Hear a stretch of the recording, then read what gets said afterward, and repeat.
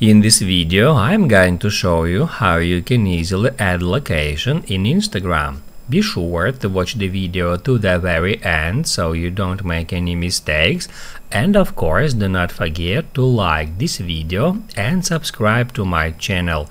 Thanks guys! So let's get started, and first off, open up Instagram app and then just start creating a post.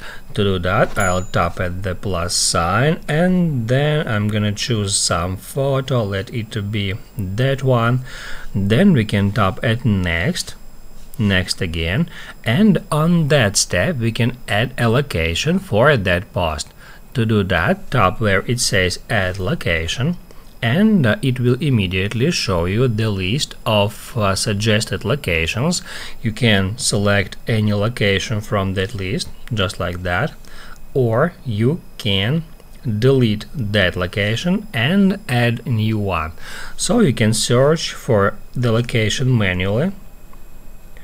To do that, just use search box and then select any location from that list, just like that. That's how you can easily add location in Instagram. Now you can write down in the comments below if you have any questions about that tutorial. Hit the like button if you like that video, and see you in the next one.